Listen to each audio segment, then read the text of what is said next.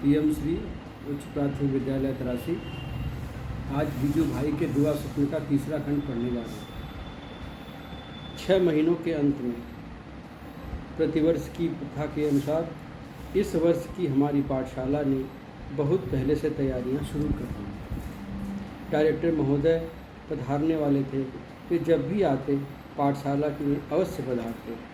पाठशाला की तरफ से उस दिन एक जलसा किया जाता और छात्रगण उसमें संवाद करते, कविताएं गाते, कवायद करते और फिर साहब अच्छा काम करने वाले छात्रों को इनाम देते। दूसरे छात्रों को भी कुछ न कुछ दिया जाता था और उस दिन सारी पाठशाला में मिठाई बंटती थी। सब कक्षाओं में विद्यार्थियों को इकट्ठा करने हमारे प्रधानाध्यापक ऐसे छात्रों को चुन रहे थे जो उनकी राय में अच्छे माने जाते, अच्छे बोलने वाले, अच्छी तहजीब वाले। मेरे नाम भी इसी आश्रय को एक सूचना आई, लेकिन मेरी कक्षा के लड़के चुनाव में उपस्थित न थे। प्रधानाध्यापक जी से मुझसे इसका कारण पूछा और मैंने जवाब में कहा, जी मेरी कक्षा के लड़के इस काम में भाग नहीं ले सकेंगे। क्यों? यह सब तो सिर्फ डायरेक्टर महोदय को खुश करने और उनके प्रशंसा पाने के लिए ही किया जा रहा है ना। हाँ, यही तो हमारी पुरानी प्रथा है और हमारे अधिकारी महोदय की यही इच्छा है। जी हाँ होगी, लेकिन मेरा मन इसे स्वीकार नहीं करता। मैं इसमें भाग नहीं लूँगा। मेरी कक्षा के लड़के भी नहीं आवेंगे तो मुझे साहब को इसकी सूचना करनी होगी।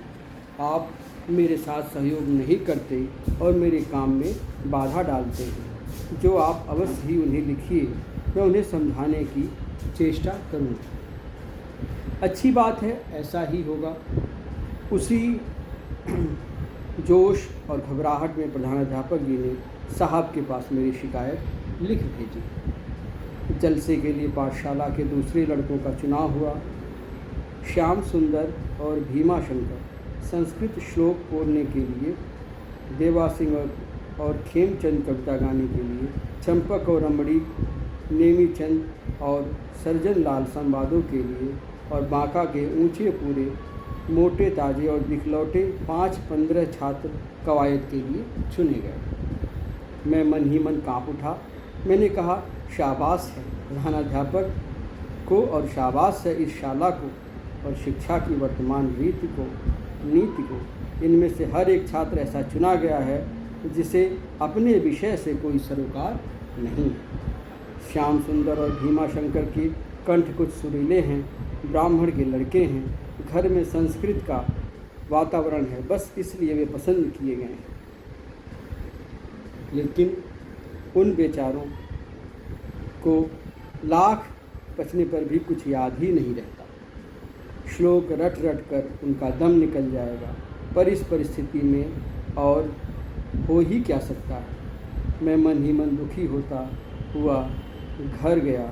खाना खा ही रहा था कि इतने में बड़े साहब की चिट्ठी मिली। कार्यालय में आकर मुझसे मिलिए, थोड़ा काम है। मैं जानता था कि काम क्या है। भगवान का नाम लेकर मैं साहब के कार्यालय में पहुंचा। मैंने देखा कि उनके मुंह पर गुस्सा था।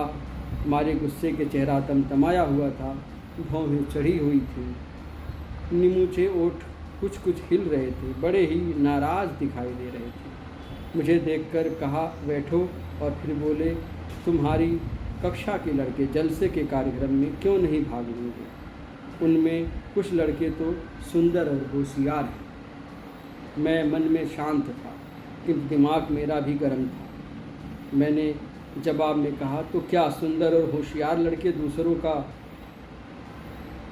मनोरंजन करने के लिए हैं? दूसरों के सामने नाच कूद कर पाठशाला के लिए झूठी प्रशंसा प्राप्त करने को हैं?